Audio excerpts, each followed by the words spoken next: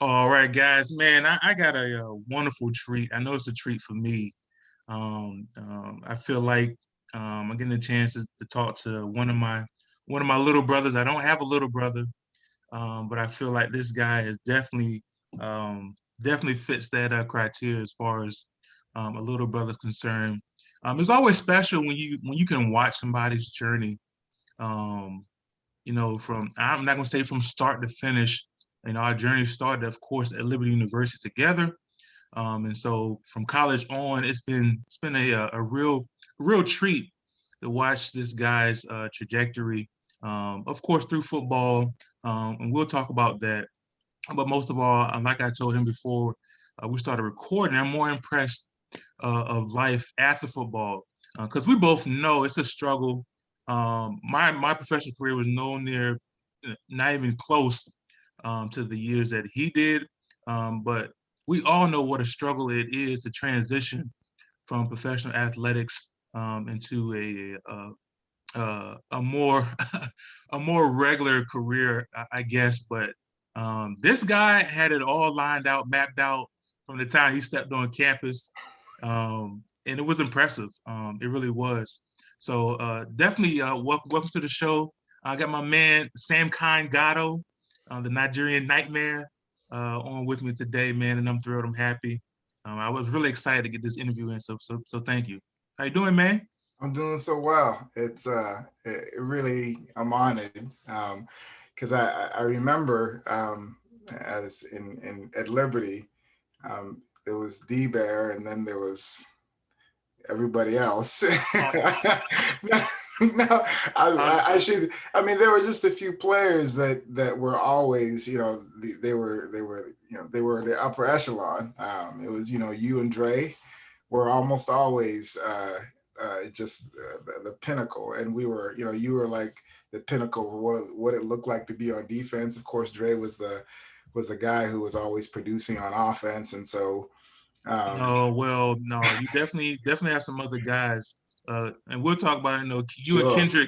You and Kendrick had a lot of intimate interactions as well. So Yeah, it wasn't just me. Uh, yeah. I know Kendrick helped to make your journey Yes, that he that did. much that much uncomfortable as I did. He probably played more of a role than I did. Uh, Yeah. Well said. Well said. In with more him ways than being you realize. Yeah. yeah, with him playing linebacker and you being running back. So Mhm. we'll talk about that time where you ran over him in the goal.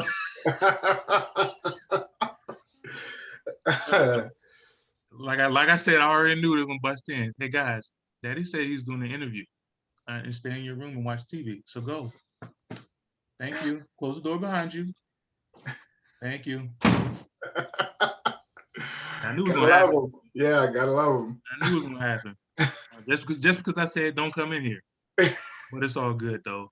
Um, but yeah, so let's get started. So you're originally from Nigeria, correct? Yes. Go ahead. Yes. So I was born and raised there. I came here when I was almost 9 years old.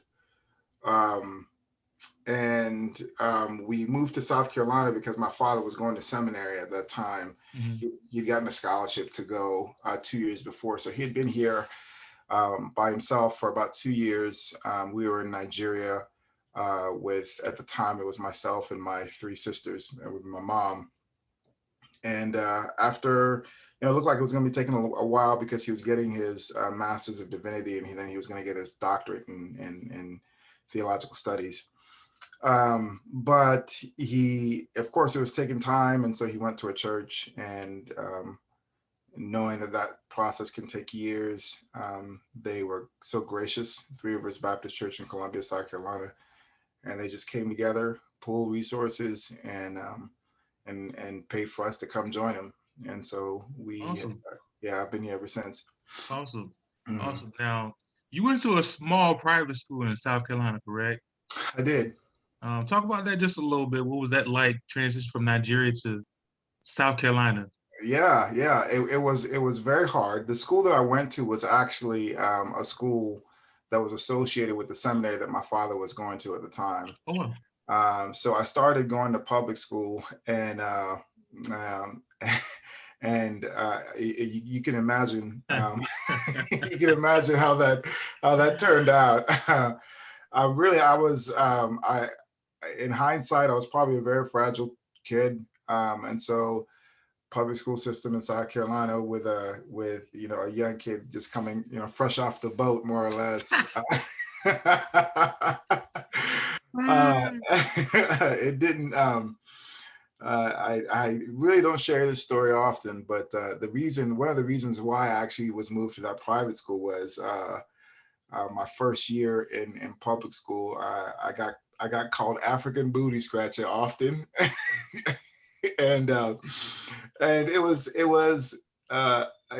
I remember I got teased on, picked on, or bullied or whatnot, and a bunch of kids one day after school were bullying. Well, I just figured, I don't remember what I did, but we just felt like they could, pick on someone. And so of course I was the target. And I remember, so there was a fight or whatnot, and I did nothing. I just sat there and took it. And when I got home and told my dad, or when my dad found out what happened, my dad was so upset. Not so, I mean, of course he was upset that this happened to his son, but I think he was more upset that his son sat there and did nothing. Right, right. And so I think at that point, my parents started to realize that I was just too fragile, and to at least be in that situation long term. Now, wait a minute. I mean, that's a fragile situation for anybody. You have to be from Africa and come over and face that kind of treatment. That happens from locals, Yes. as well. So kids are cruel. Yeah. Kids are really cruel. So well, it's funny. The reason, you're right. And part of the reason I share that story is because I know before we got on, I was talking about standing on shoulders. And that story is pivotal because going to Ben Lippen High School, it was a small private Christian school. It wasn't ideally the best situation. I mean, I didn't go there for football because at that point I wasn't interested in it. But going to that school really did help form me and get me to a point where I felt like I had the confidence to do things like even consider trying to play college football or even think about being a physician. And I wonder what would have happened, because it was a great sacrifice for my parents to do that. Oh, yeah. They didn't have the money, and they put everything they had pretty much to send me to that private school. And it was there that I felt like I had the opportunity to grow so that I was much better suited to kind of withstand those kind of obstacles. So that was the beginning. That transition to the United States was hard. It led to me being placed in Ben Lippen High School, which was really more like an incubation for me. And that was probably one of the most crucial things that really springboarded everything that came after that, from football to being a physician. All that came from just kind of being in an environment that, if it wasn't nurtured, and if decisions weren't made to make sure that was being nurtured, I don't know if I would still be, I wonder if that flame would have died out a lot earlier. So, but my parents had the presence of mind to do it. And I think if that's true for me, I wonder how true it is for so many other kids who have amazing opportunities that are available to them, but because of the situation they're in and early in life, it just kind of flames it out. But I guess I'm getting kind of depressing and no, pretty quickly. Bro, that's part of your story. So that's why we're here, because we definitely want to get your side, because you haven't been in the limelight like that. I mean, for everybody that doesn't know, I think I know Sam's a very well, you correct me if I'm wrong, but I gather you're a very introverted kind of a mild mannered guy. It's getting worse as I get older. Me too. To be honest with you. So what made you decide to try football? So it was really just, when you come to the United States, it's a sport of choice, and my friends were playing football, and gotcha. I didn't. I was more interested in soccer. That was my first love. But it just is not as much of a priority here in the States. And all my friends were playing football, and I could run.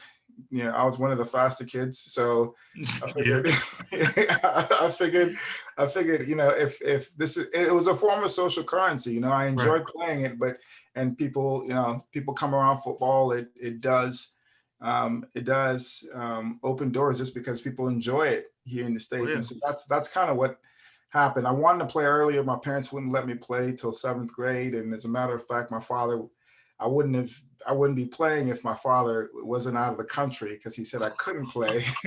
And he'd gone out of the country he'd visited Nigeria. We're in the United States around seventh grade. And and I wanted to play, and so my mom, without telling him, let me let me. Snuck football in there.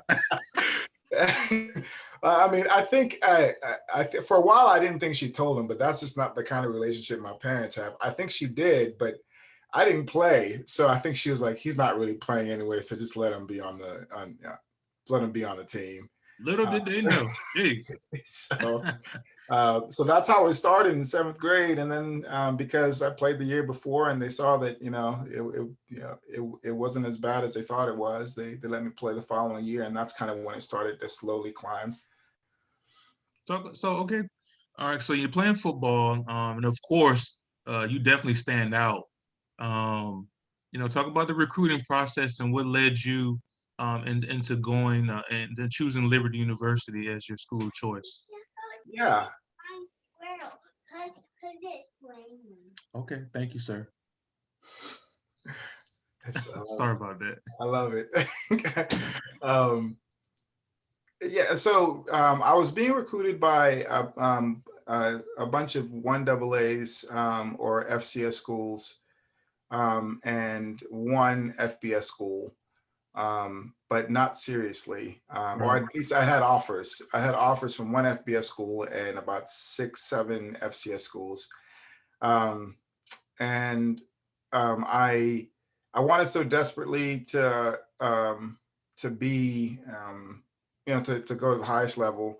The FBS school that offered, I didn't feel like I was getting a straight shot. I didn't think that I was being, they were being honest with me in their recruiting pitch, and so I really couldn't give myself to that. Thank you, sir. All right. It's just raining. It'll be fine. Just watch your TV. Okay. No, well, it's raining right now. Go watch your TV. Close the door for me. Thank you. And you don't have to come back. All right. Sorry. Take No, two. that's okay. Yeah, and so Liberty, Coach Karcher came on the scene and recruited Liberty or pitched Liberty. And I remember thinking to myself the first time, I'd gone to a Christian school and I didn't want to do that again. I felt like it was time to kind of go out into the real world and see what. Really? Yeah, I yeah. thought Liberty was like a natural fit for you. I didn't know you didn't want to come. No, I said twice to myself, there's no way on God's green earth I'll ever go to Liberty University. Oh I, wow. yeah, Okay. I didn't know that. yeah, I always thought no. that was wow. Okay. No, I did not want to come to Liberty. I was being heavily recruited by the Citadel, and my parents really wanted me to go there. And I had at that point, my relationship with the Lord had really become my own. And I remember kind of praying through that decision. And I went on a recruiting visit to a school that shall remain unnamed. And I remember that for the first time, I was faced with temptations that I had never been faced with before. On my recruiting visit, and I had decisions to make that I'd never had to make before. And I remember thinking to myself, like, I don't know if I could do this on a daily basis. I mean, it took everything in me. I get it. Yeah, That's why yeah, one of the reasons I'm not sure what school you're talking about, but I can only imagine. I mean, yeah. yeah, It was, I it get it. was, yeah, it was hard. It was hard. I mean, and thankfully, I felt like I made the right decisions that night. But it became apparent to me that I didn't think I was ready to be able to make those decisions repeatedly. And I didn't make the conscious transition to think that Liberty would be the place. I still didn't want to go to Liberty. Dang.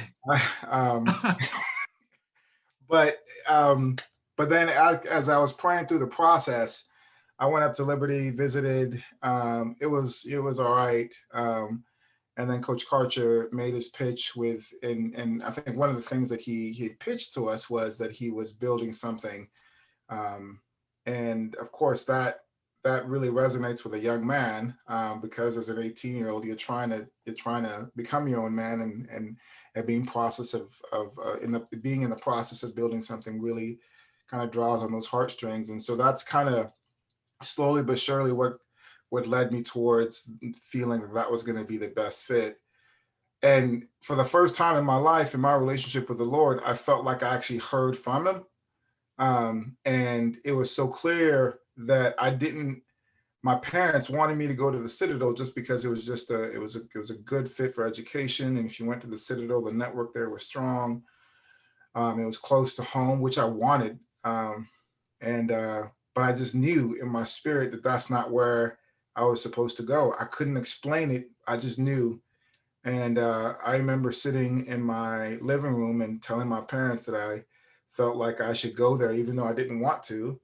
And my mom lost it. And for the first time, first time in my life, I was opposing my parents in a major decision, respectfully. And it's that I go back to that decision often because I didn't know what was coming, but definitely, I don't know if the story, would have folded out the way that it did. But really, it was like a spiritual decision. I hate to say it. I don't have like a clear answer, but I for the first time in my relationship with the Lord, I felt like I heard, this is what I think, this is the direction that I have for you. And to not do it felt like disobedience for me. And I haven't felt that many times in my life, actually. Right. So even now, so. Right. Mhm. Well, they say obedience is better than sacrifice. Yes. Yeah. So, and I try to be as diligent with following, with the obedience of my heart. And I've come to find out more times than not when you follow the path that God has created for you, and you decide to roll with it, not knowing what's on the other side, more times than not, it's definitely for a reason. And success is definitely, you know, success definitely follows when you're obedient. Yeah, I couldn't agree more because it's panned out to be true, in my life. Absolutely, absolutely. Cool, good. So, you choose Liberty. You sign on National Signing Day. Did he ever tell you who else he was recruiting to be? No, he did not. No, he did not. I thought I was coming to be the main guy. Yeah, I thought okay. I was going. All right. I'm telling you to this day, honestly, D-Bear, I have the level of talent that we had on that team. It really blows my, like, what, even when I went to play in the league, like, oftentimes I thought to myself, I was playing against guys that weren't better than Dre or Eugene. Mm-mm. And Mm-mm. I've said often, and I'll say it again, that oftentimes I know the story has often been built like, oh yeah, Sam was a third string running back at Liberty. What was his coach thinking? His coach made the right choice. Like, I mean, it was clear. Well, I mean, I know they may call you the third string, but I think the group of running backs that we had was so interchangeable. Correct. Your guys' styles were so different, Yeah. and they could have been used in any type situation along the. So any one of you guys could have got hot Yes. on any given Saturday. Yes. So I don't necessarily think you were a third string. So at least on the defensive side of the ball, we didn't Yeah. look at it like that. Yeah. I know I didn't for the most Yeah. part. You guys were so interchangeable. Your styles were so different. I always thought all of you guys, complimented each other Yeah. from Saturday to Saturday. Yeah. Um, but yeah, so that's what we thought. Yeah. So we didn't look at it as a um, 1, 2, 3 type thing. We just saw you guys as a a very, very talented group that could get hot. You guys, any one of you guys could get hot anytime. Yeah. And then that showed out plenty of times. Yeah. During the course of our season now, I really think what made you guys were gifted, but I really think that the level of competition throughout the years that you guys were there played a major role too. Yes. And you guys being as good as you were. Yes. So first, let's talk about the crowded backfield that you were a part of, and your thoughts when you first got into practice and started seeing everybody work. Like, what was your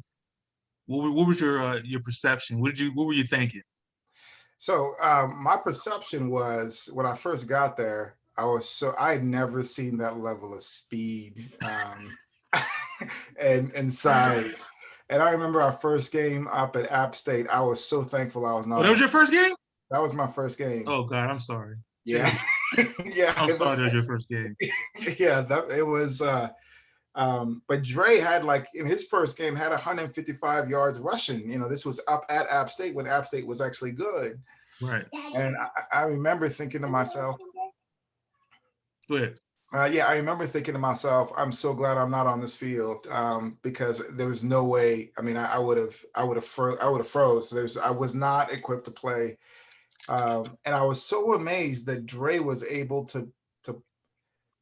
He was in high school just a few months before that, and yet he was close the door, rushing for 155 yards at App State against one of the best teams in the country at the time. Yeah. And I don't remember how Eugene did that game as well, but Getting my candy? No, I haven't seen your candy. I have not. If you bring me a piece, I'll open it for you, though. Okay. Okay. Bring me a piece, and I'll open it for you. Yes. All right, go ahead. Close the door. Okay. Thank you. Yeah, when you say the atmosphere, I remember so Abdul Yaro, he came down maybe a couple years ago, and we talked about that was his first game too. Yeah. He actually said that he had a panic attack. Yeah, he said he had a panic attack before the game. I mean, because it's different. I mean, he came from a JUCO out in California. Yeah. And you go from California to your first game being, they were top five teams in the country. And the atmosphere at App State at that time was crazy. It was stupid. Yeah. It was so disrespectful. Playing in Boone, North Carolina at that time, man, it was ridiculous. Yes. So So I can identify what you're saying, like the difference in the atmosphere and the environment. Just being really uncomfortable. Okay, I'll get you another piece when I'm done. Okay. Okay. All right. So, okay. All right, we'll give him some chocolate. But guys, I'm doing the interview and I'll be done, and I'll give you all the candy that you want when I'm done. Okay. Okay. All right. Dry your eyes and close the door for me. Yeah. All right.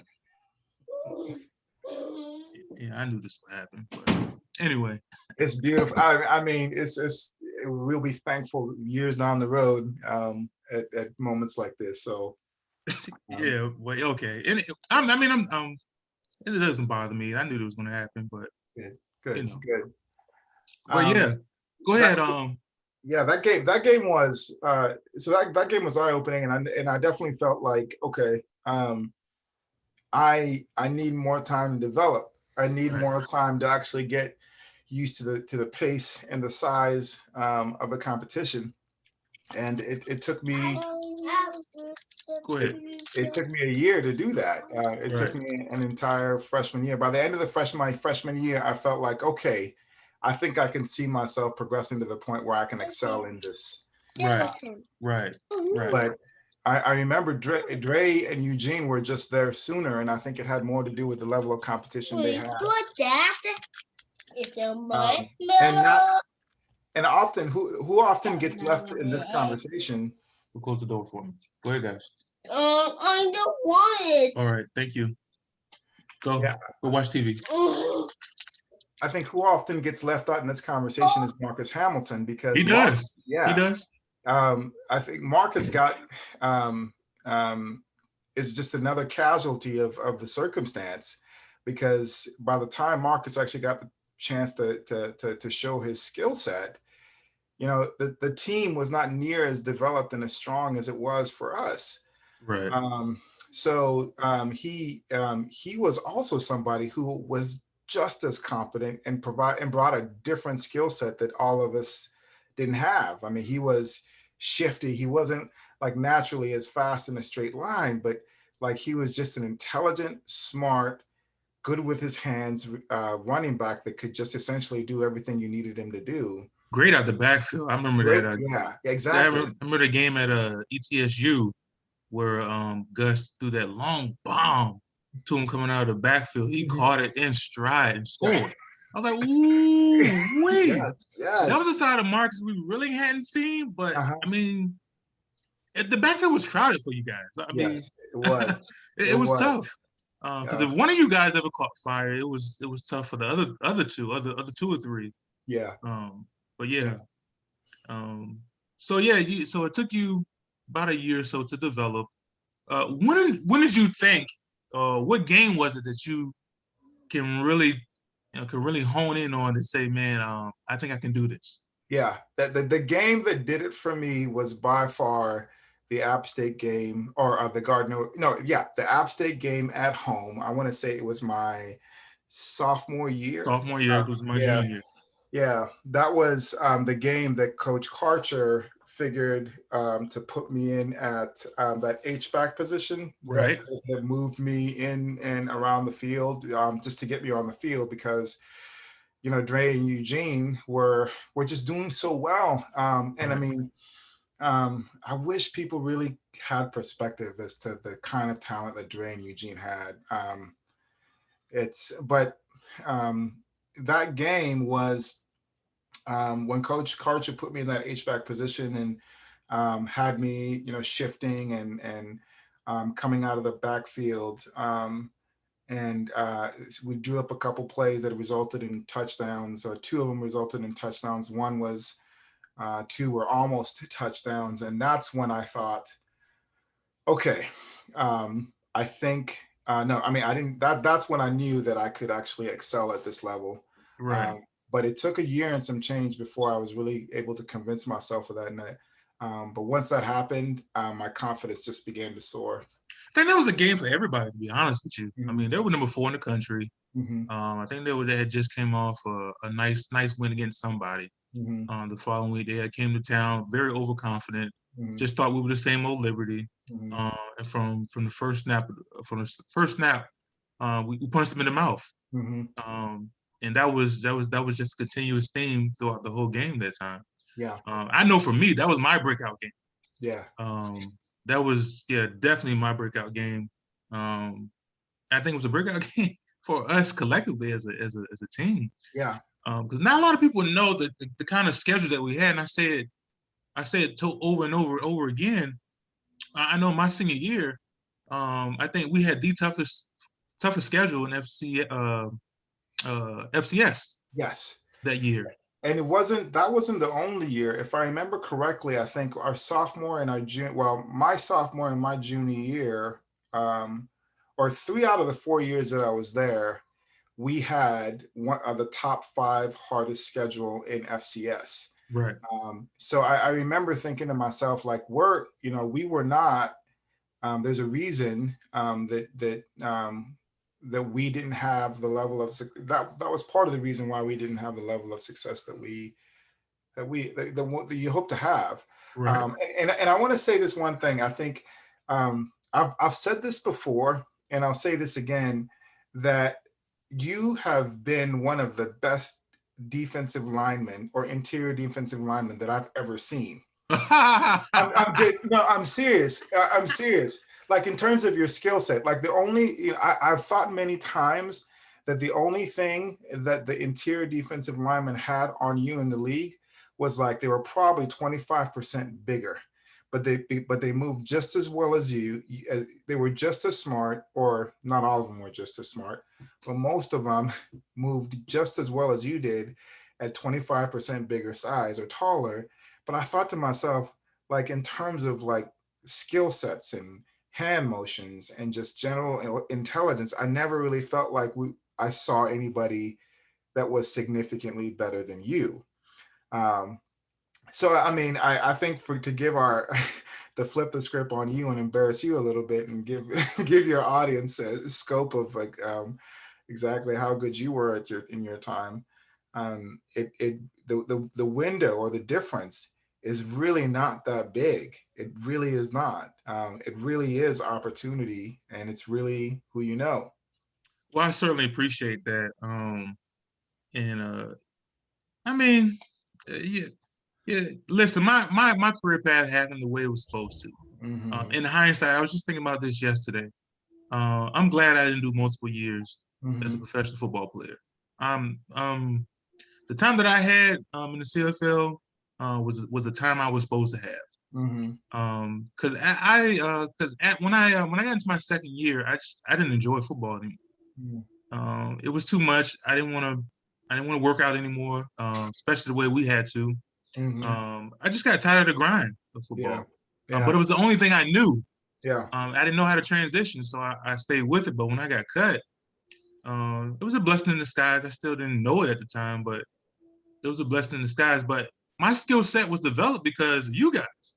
Mm-hmm. Especially um, your offensive scheme, man, was Yeah. very, very complicated. Yes. Very complicated. Yes, it was. So, as far as my development, so you figure, so 4 years of going through the 4 years of going through the offensive scheme that you guys had, Mm-hmm. um, O scheme, G scheme, Mm-hmm. tag, tag, tag, E. Mm-hmm. When you hear those, Yeah. you know something's coming. But after you learn what you're doing, Yeah. they will come to the line and do dummy calls. Yeah. But at some point in time, it didn't matter to me because my reads were so sharp. Yes. Because I had been through this offense for 4 years. Yes. It didn't matter what you guys did. Yeah. I played with my eyes, and because I played with my eyes, Yeah. I was able to, diagnose the play at a split of a second, and figure out what was going on. But that was only because of you guys. Yeah. I was a smart player anyway, but just to have some level of success, playing your offense prepared me for every blocking scheme that I saw throughout. Yeah. Every blocking scheme, everybody. It didn't matter what they did. Yeah. With zone read, was you guys were zone. Yeah. Zone read, screen game. It didn't matter. Yeah. You guys were why I excelled the way that I did, especially my senior year. Yeah. It hurt me. The Liberty, I think, came up with some rankings and position players. And I think they ranked you the second best defensive lineman to ever come out of Liberty, and I said, man, "What?" Bro. They said, "What?" And I think their rationale was, I think a defensive end. He's probably good, and I don't know him personally, and I bet he'd had a wonderful career, and he really is, deserving of any credit he gets. But I think he had like one more sack than you did as a defensive end. And I was like, do you not see? He was an interior defensive lineman, and we're talking 24, 25 sacks. What? I'm blessed, man. I'll take two. Yeah. I'll take It hurt two. me though. It hurt me. I appreciate it. But yeah, I'll take two. I mean, I certainly I'm blessed for the career that I had at Liberty. Wouldn't take it back for the world. Maybe when I was younger, it would have bothered me, but now, that's all that stuff. Those records, that we broke will be broken again Yeah, by somebody else. That's true. So I'm just blessed and be thrilled to have been part of such a good time. Didn't feel like it to us, but seeing where they are now, knowing that we absolutely laid that foundation. Absolutely. So now, two games that really stood out in my mind, that I knew Samkon Gado was on his way. So so it was a Norfolk State game. First of all, Norfolk State is in my backyard, so they were pretty cocky that game. They was talking much trash. And I had made up my mind. I was just gonna play my game. I was gonna play my game. You know, do my thing, win this game, and be out. Go home, celebrate. But when they started talking like you guys are Nova State. Like I've been watching y'all since I can remember. You guys not that tough. And so I just remember going back and forth, and I just remembered, man, just something just really triggered in my mind, and I just, I kind of went black. Um, they didn't score another touchdown. I don't think they crossed the 50. Yeah. After that, but there was one particular play in my mind. I was standing with Kendrick. Kendrick was hurt. He was on crutches. It was me and him on the sideline. I think we were on our side of the ball. I don't know if it was a zone read for you or a stretch or a toss. But me and Kendrick were right there. We were looking at it. We was looking at the play develop. I told him, I said, if he hit that corner, he's gonna score. It's touchdown. No sooner than I said that, you hit that corner, and I know it's about 60 yards and scored. I said, okay, all right. We got ourselves a new Sam on our hands. And that's when I knew, in my mind, that your career was definitely headed in the right direction. Another play was on special teams against Hofstra. I don't know if you remember this game. I think you were a gunner. Yes. We punted the ball, and Ricky Bryant, who went to the Patriots. I don't know if you say anything to him as he was catching the ball, but he muffed it, and you recovered it. But the speed at which you got down there was so I can't say what I want to say, but it was so fast. It was ridiculous. And I think the speed the speed of how fast you got there was why he fumbled. And that play was pretty pivotal in us winning that game. Yeah. And we ended up winning. Hofstra was another school that was a thorn in our side. Yeah. So it was a blessing to win that game. It really to add to that point, special teams did a lot. Like the way that I approached special teams, I remember really did help my progression, because I was doing it so much. And I remember I used to be so scared on special teams, and I just wanted to get off the field. And I thought, and Coach Clark was our special teams coach, and I remember him always saying that it's always better to be the aggressor than it is to. And it clicked. It clicked for me one time. I said, well, if I'm this scared on special teams, and the last thing I want to see is somebody on my opposing player coming at me with reckless abandon. It makes me less confident. And so it finally occurred to me, I said, well, if I feel this way about being on special teams, I think most other people feel the same way. So from here on out, if I'm the aggressor, more likely than not, it's going to work out for my favor. And sure enough, like it did. Yeah. So Sam, that defines my playing style. Yeah. A lot of people don't know that. I'm gonna use the word scared. Yeah. I played scared. Yes. So me playing scared made me more aggressive. Yes. Because I knew I either would get pummeled, or I could do the pummeling. Exactly. And I wasn't willing to accept me getting pummeled. So me being more physical, probably more exaggerated in my physicality. Yeah. Was kind of define my playing style. I was scared. Yeah. I was scared. I may have told you this before in the past, but I've taken a lot of big hits in my career. A lot of big hits. None of them have ever knocked me out, except one. Hey, I wasn't gonna bring it up. Except one. Like even in the league, I'm telling you, the hardest hit I ever took in my life was it was probably yours, but it knocked me out, so I ain't feel it. So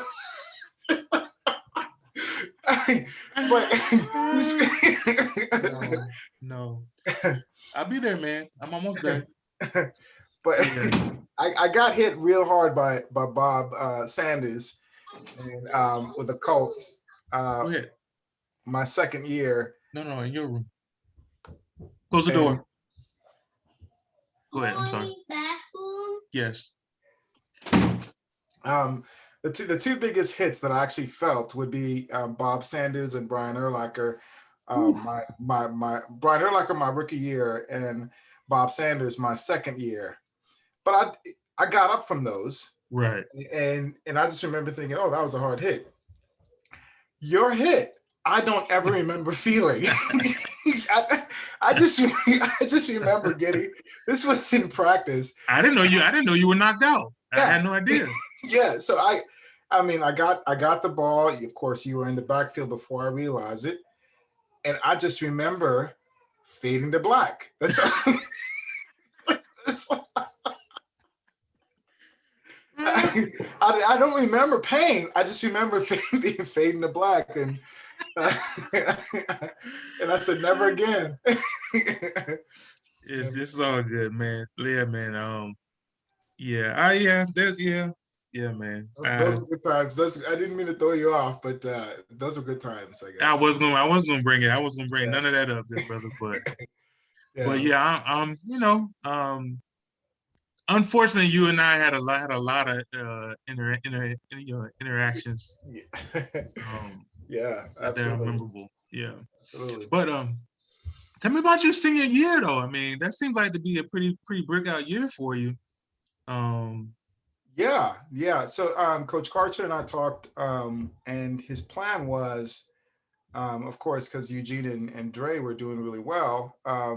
And Marcus at that point had redshirted. He said that he would like to keep at least two of us around the following year for an extra year. And I said, okay. It gave me a chance to finish my degree, maybe even get another one. And so we agreed. And so I was redshirted at the beginning of that year. And so 2 games into my redshirt, Eugene and Dre both go down. And with Eugene, it was a very serious injury. I think it was broke his leg. Yeah, broke his leg, and I think it finished his career. Yeah. But with Dre, it was just it wasn't a season-ending injury, but it was enough to put him out a significant amount of games. And so Coach came to me and said, "Well, we didn't expect this, but would you, consider coming back?" And it was hard, but I said, okay, because at that point I did have aspirations to play at the next level, and so I'd burned 2 games. But then third game comes in, and Coach Karcher and I have talked about this, and I thought I was going to play, but I didn't really have a heavy role on offense that game, and I was mostly on special teams, and I felt like betrayed. And so most people don't know about this, but Coach Karcher and I kind of had a knockdown drag out after that really? game. Get out of here! Yeah, we Wow. yeah. So I remember we were sitting at top of the stadium, and it was after practice, and I was like, I feel like you weren't truthful to me. And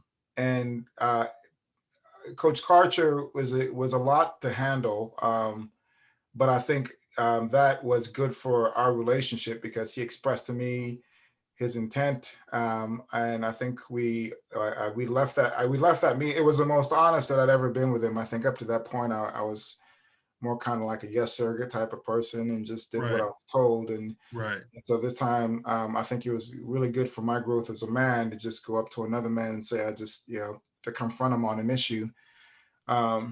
And so we felt we had like a really good understanding. And then the following week, I had a heavier role on offense, and which I think is what he intended all along. Right.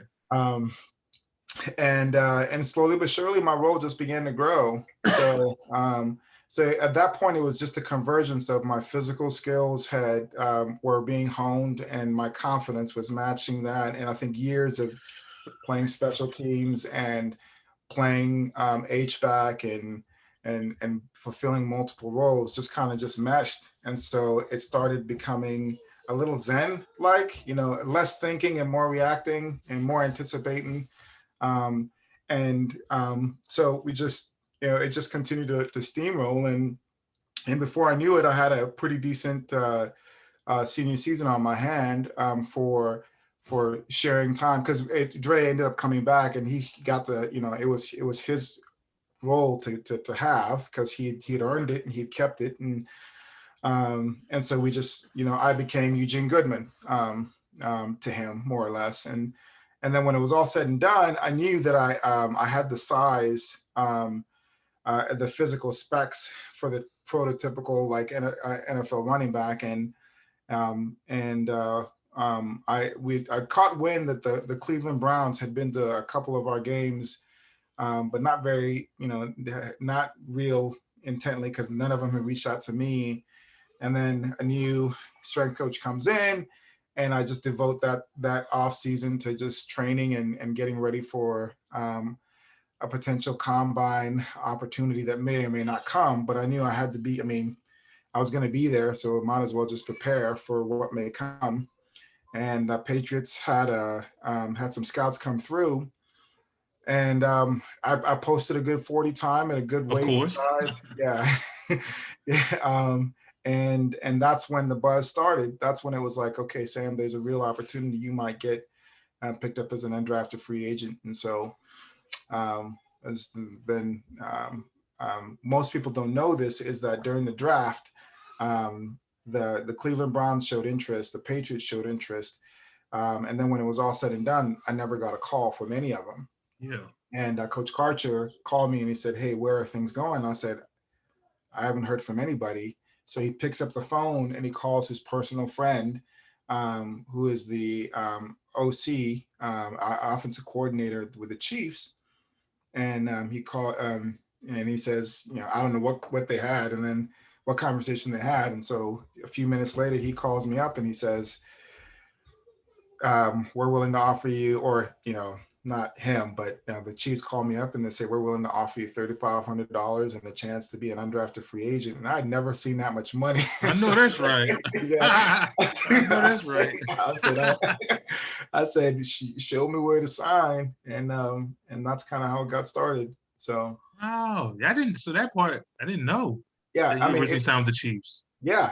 So Coach Karcher, that was just once again it's who you knew, because I never had a conversation with the Chiefs. I don't even know if they ever saw my film. Right. So it was really more going. Yeah, off listen, it don't work like that. They saw your film. They know who you were. Yeah. So it doesn't work like that. Yeah. If they signed you, they knew who you were. Yeah. Fair enough. Yeah. Fair enough. So yeah, I mean, that was how I got my opportunity, and I went to training camp with them. I remember showing up, knowing that I was coming from a small school, but actually my approach this time was different than the transition from high school to college, because I think throughout the 4 years, and it was a hard 4 years at Liberty, I remember thinking to myself, like, I was weathered. I knew I'd been playing against good talent. And so I wasn't as trigger shy this time around. And Coach Karcher just said, "Hey, when you go in there, like, you belong in that room." And I actually believe that more than I ever did before. Wow. And so I went to rookie mini camp, and I just said, "I'm going to run as fast as I can to everything." I'm going to do everything full tilt. I'm going to take notes. I have a pen and pad. I'm just going to I'm going to do everything to the best that I can. Cause I mean, it's just 4 days, and this is the first impression I'm going to make. And I felt good. I remember going through routines, going through practices, feeling like, okay, these guys are fast, but I don't feel like they're faster than me. Right. And so I came back to classes, and Coach Karcher called me to his office, and he said, "How did rookie minicamp go?" I said, "Well, I think it went well. Fast guys, all like from big schools, big guys, but I think it went well." And he said, "Well, I just got off the phone with the offensive coordinator for the Chiefs, and he said that Samkon Gado was by far the standout of rookie minicamp." And I said, and that was when I was just like, okay, I can do this. So I worked hard that summer, went to training camp, and then I suffered I took a big hit, and had it was actually a goal line. It was a goal line play. I got the touchdown. Okay. I got the touchdown, but I did something in my neck that still bothers me to this day. Oh, wow. But it put me out of training camp for the rest of training camp. And then I thought they were going to let me go, but they brought me back as a practice squad player. And then 4 weeks into the year, they had to let people go because of just changes. They had 2 running backs on the practice squad. They didn't need 2. So they let me go. And the Packers had this insane swath of injuries. And yeah. They did that year. That was crazy. Yeah, so they called me up to work out. And I ran a faster 40 than I'd run before in the middle of the season. And I got signed to the spot. And I remember practicing that week. And there are times, I don't know if you've ever had a practice that's like the best practice of your life. Well, the second week I was there, that Friday, I had probably the best practice of my life. It just seemed like everything just seemed to flow. And they had somebody go down, and I remember I was planning on just going out of town that weekend, and they were like, "Nope, It's the Monday night game." This was not the Monday night game. This was it was at the Bengals. That was my first game. Bengals. And, yeah, so they said you're coming with us. We're putting you on the 53, and so I went, and I had 1 carry. It was for 8 yards. It was a sweep to the right, and I remember seeing to myself, it opened up, and I thought to myself, I'm about to score a touchdown. But it was at that point, that was the first snap I ever took, because I never played a preseason game. Wow. Yeah. So I'd never been in a game at that point, and so the first, the speed is much different in game day than in preseason. And I remember thinking to myself, if I wasn't slow, I didn't realize how quickly I needed to make that decision.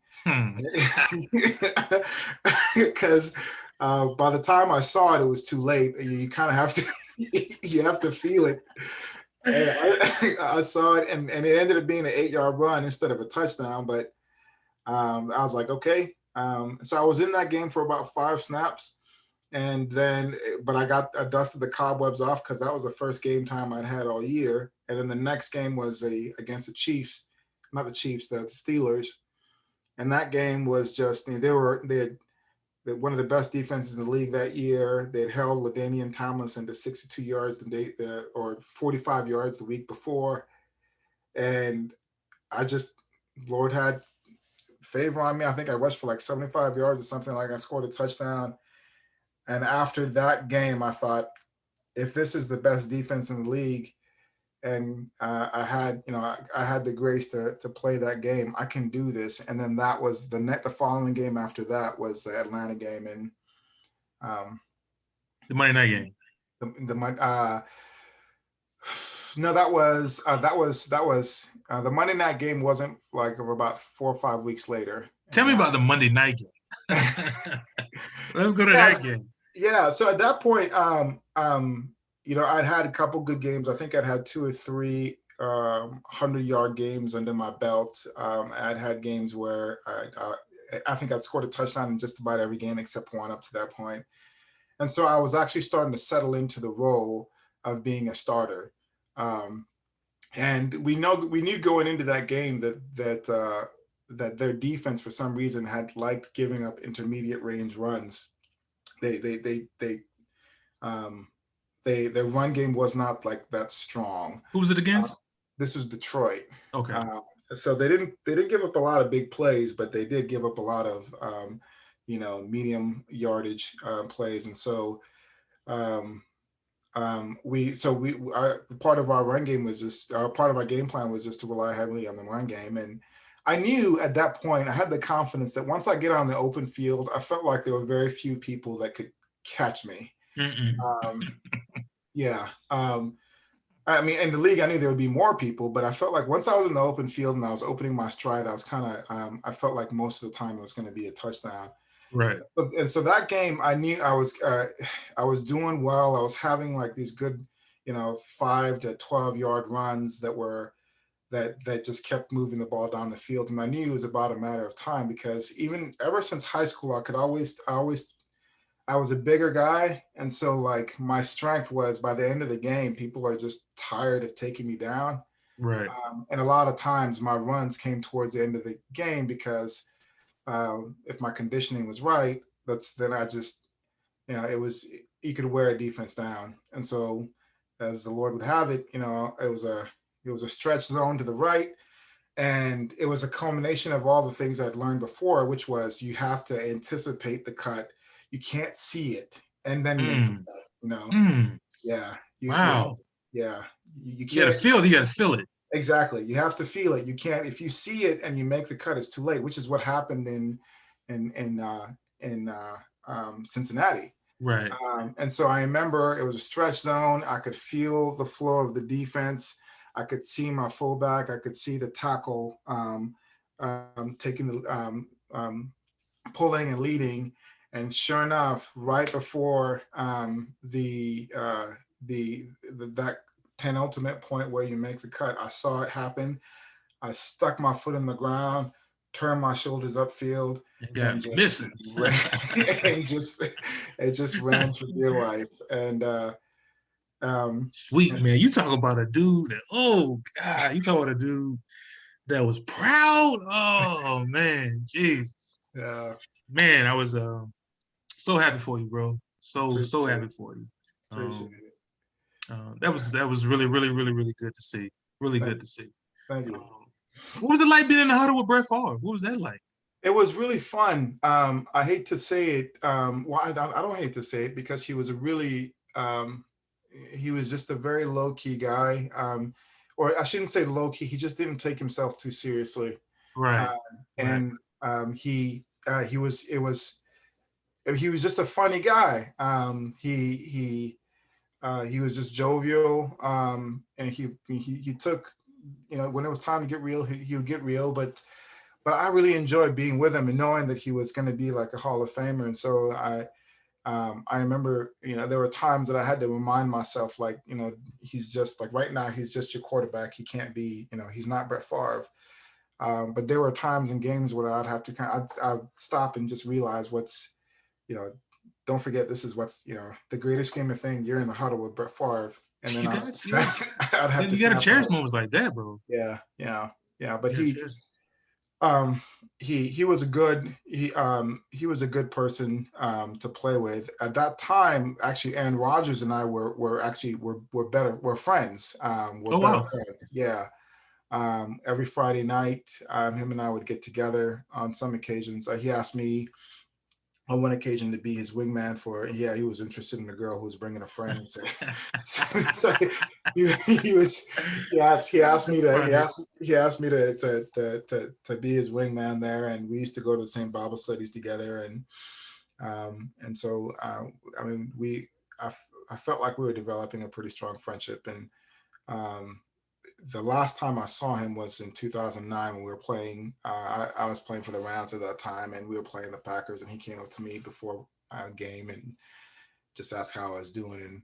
But now that was before he became, Aaron Rodgers, right, Aaron Rodgers. And so now he's, his circle is much smaller, so we don't talk. right. Um, Why did your time with Green Bay? Why did that end? so what happened was that I got to my position as a starter because Amon Green was injured, Najee Davenport was Oh, injured. gotcha, And so Amon Green came back the following year, gotcha. and so he was under contract significantly, or he had a pretty sizable contract, and he had been productive. So when he came back, he assumed the role as a starter. Gotcha. I won the role as number two, but then a new head coach arrived. I forget his name.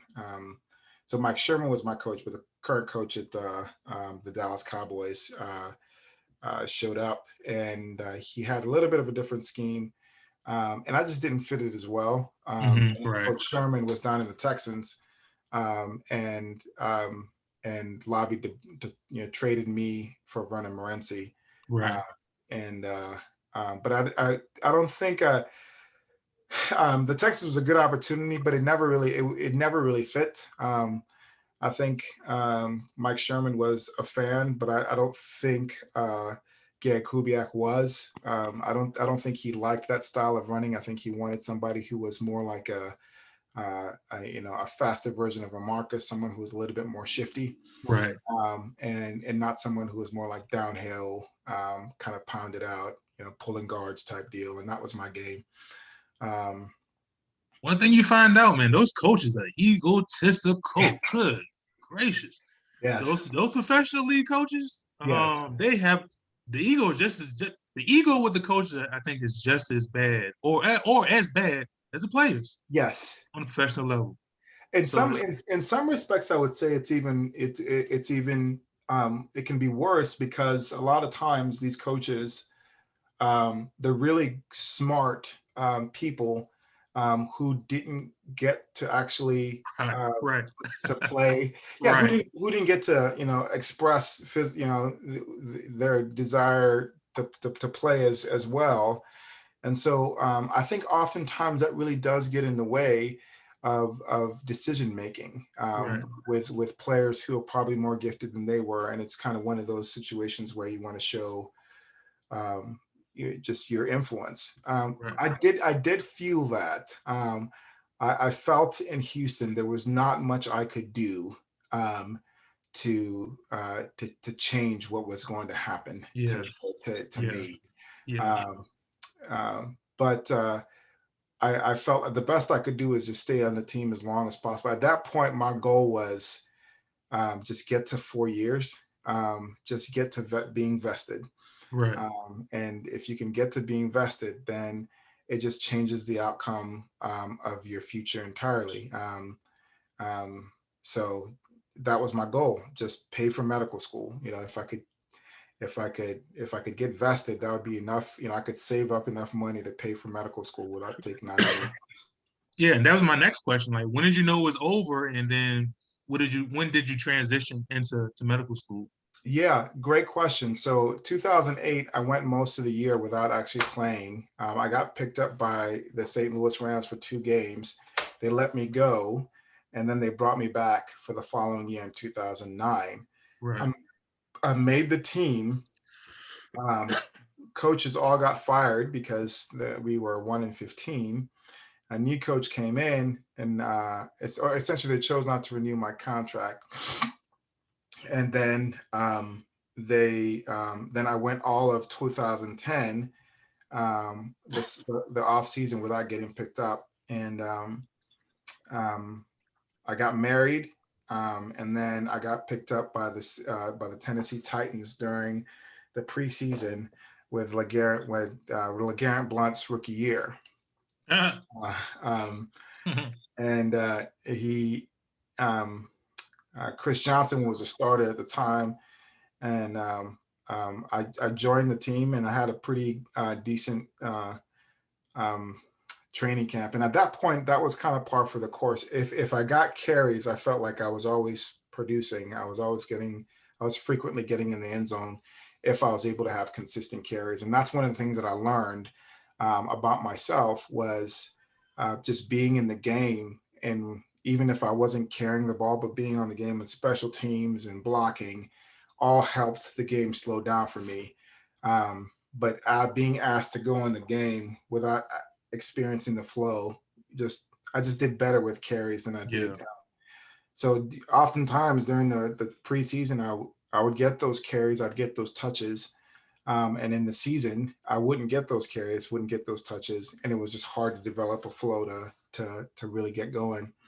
And it was long story short, I knew it was time to go when like Garrett Blunt had come, and he was a talent, but I felt like I had a better preseason than he did. Right. But he was a rookie, and his upside was high, and I'd been in the league 6 years up to that point, And even though I did better than he did in terms of statistics, they chose him. And at that point, I thought, well, I don't think it's beyond, and I didn't get picked up again. And that was my cue to, okay, I've reached the point where it doesn't really matter what I do. The decision is going to be made, from like a financial Yeah. perspective, The business Exactly. Business side kind of kicked in. Exactly. And which is what happened to me, because I was when I came in as a rookie, there was a 6-year guy who had been with the team for a while, and he was productive, but I was a rookie, and Right. I had an upside, so they went with me. So I was on the other end of that, and at that point I was like, well, what's the point of hanging on, if all the effort that you put in, if it's going to come down to a business decision, I can't control that, so it's probably best to just move on. And it wasn't like I'm gonna give it up. I could pursue both at the same time. So I applied to medical school and just waited to see, if I got picked up, I'd have kept playing. Right. But if I didn't, then I was just gonna go to medical school. And so I got accepted to medical school, and I never got a call. So I just said, this is the Lord's way of letting me know to move on. Well, absolutely. Now this is probably the most, well, not probably, but this is the most impressive part about you and your story that's really intriguing to me, is now you are a doctor. You're a doctor, right? ENT. Mm-hmm. Talk Yes. about your journey as a doctor now. Yeah, it's probably the hardest journey I've ever been on. Football was very difficult. It presented its own set of challenges, but pursuing medicine was incredibly hard. Going back to school and learning that kind of detail after being out 6 years. Right. I have not naturally been a very intelligent person, in terms of. I'm not saying I'm dumb. I'm just saying I naturally, like I You have to school, work at it. exactly. Right. School is a discipline, more of a discipline for me than I think, for some of my counterparts. So being out 6 years was very difficult. Getting through medical school was very difficult. At that point, Jay Klein was doing his ear, nose, and throat residency in the same medical school that I Shout out was. Jay Klein. Hey. Yes. So you guys are close. Yes. And so, just rekindling that relationship, and learning more about his specialty made me want to do it. So I pursued that, and by the grace of God, he opened the door. And I went to St. Louis, where my wife is from, to do my residency in ear, nose, and throat surgery. And that was very difficult. I mean, the hours are just long. It's just right. Picture just how you feel after training camp, except it just kind of right. It just kind of drags on. So we finished that by the grace of God. It was very hard, very, very hard. Yeah, I bet. Lives, learning, kind of life and death is being on the front of that and seeing that play out can be very, very difficult. Right. But then Jay Klein moved back to Liberty or Lynchburg, and his group had a position open. And so at that point, we were just thinking of, where are we going to practice medicine? We're going to go back to South Carolina, stay in St. Louis, and so we just prioritized what was going to be the best for our family, our growing family. We had 3 children with another on the way. At that time, we have 4 boys now. And you put in that work. Oh wow! Yes. Put in that work, Sam. Jeez. Yeah. Well, that's been a blessing. Absolutely. But I think I'm done. I think I'm done. So if you're saying you think you're done, there might be room for another. If you think you're done. I know I'm done. I know it's a wrap for me. So yeah, it's been good. I mean, I've learned so much of life. It's stretched my mind. It's given me a different perspective on life. It changes you, and I think football colors a lot of that even to this day. Yep. Right. Right. Man, I don't think there's not too much that football has not prepared me for in life. Mm-hmm. Um, life is difficult. It's tough. Yes. Mm-hmm. And so not too many people know, but me and the rest of the fellas that we play with, I'm piloting another YouTube series where we just talk about those, and I want to invite you on, for a series or two. Absolutely. But we're talking about those things, how tough life is, um, the struggles and obstacles of manhood, adulthood, all those things. Mm-hmm. But it's just neat how football, especially on the college level, has all prepared us for, I would say, just about every single obstacle. I'm just say me. Mm-hmm. Has prepared me for just about every single obstacle that life has presented me with. Yeah. And without, especially as a player who tried to do it at a very high level, um, I know if I can handle pulling guards and traps and pass rush and um, you know, 2 days, 3 days at times, playing through hurt, pain, all the physical stuff, and there's emotional stuff that comes too with football.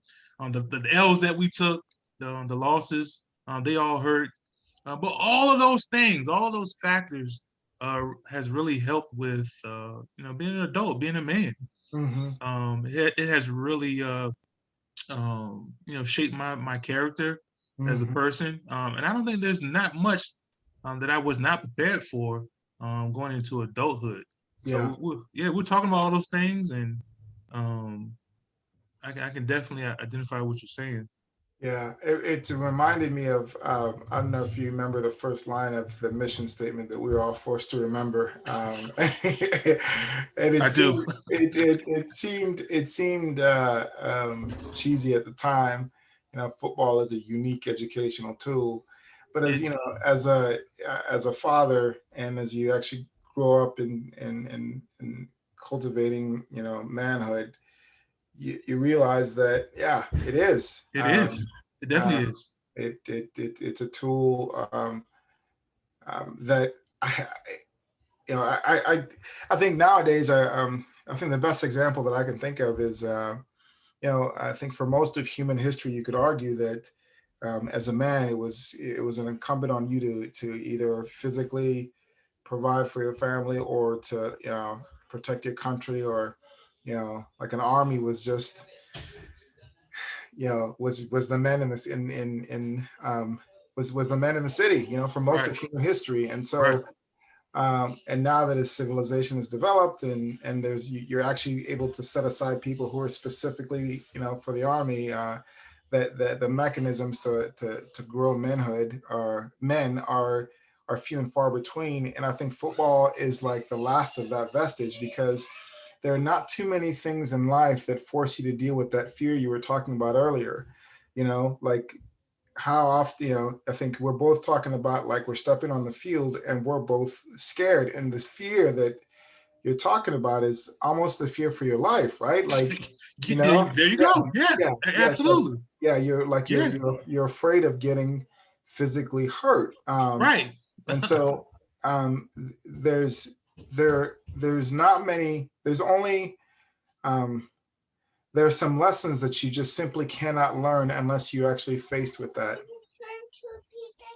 Yes, I'm almost done. I'll be there. And give me a few more minutes and I'll wrap up and I'll be there. Okay. Go ahead, close the door and I'll be right there. Thank you. Yeah. Well, anyways, just to say, there are very few things that can teach you the lessons that are learned from one having to face your fear Right. of, like, death, more or less. And I'm not saying it's not the same as being a soldier. I get that, No, but bro, you can die playing football. yeah, yeah, You can die. yeah, yeah. I mean, it happens on a yearly basis, but it makes you wonder, like, you're truly forced to face what it means to become a man and to face your fears when you're having to learn to navigate that kind of anxiety, that kind of, not anxiety, that kind of fear. So Right. Right. I would agree. Yeah. And for the audience, we did not we did not coordinate wearing black shirts today. So I just want to bring it. This was not intentional. We didn't plan this. We just happened to show up with black shirts. So I just want to make that known. Anyway, good brother, man. It's such a pleasure, man, to sit down and talk with you. We haven't talked like this in years. Yeah, actually, yeah. We have not. It's I think we last we had any kind of conversation in life was like maybe 4 or 5 years ago, and we're just catching up. It's good to see that you're doing well. It's good. It's a beautiful thing to watch you interact with your children. Thank you, bro. It is. I don't know. I think we need that. We need that image. We need that picture. We do. We definitely do. Yeah.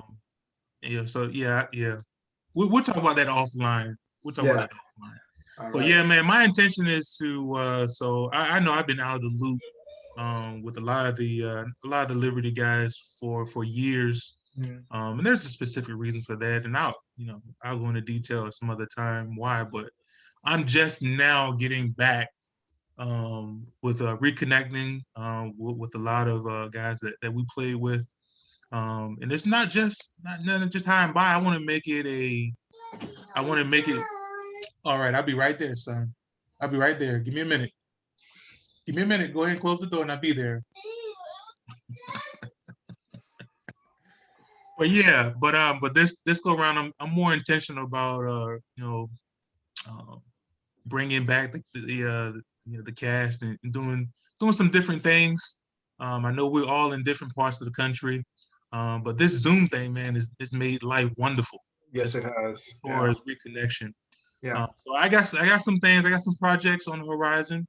That I know a lot of people that we play with I would want to be involved with. So all right, let's you and I stay connected from here on out. I would love that. Will do. Cool. All right, Sam, man. Listen, man, I appreciate your time, man. Going about your business. I know you got a long day. I'll be reaching out to you, man, on some other stuff, but let's definitely stay connected. Okay, sounds good. Look forward to it. Love you, bro. If you need me, let me know. All right. Take care. Hey, are you recording now, or you stop recording? Hold on.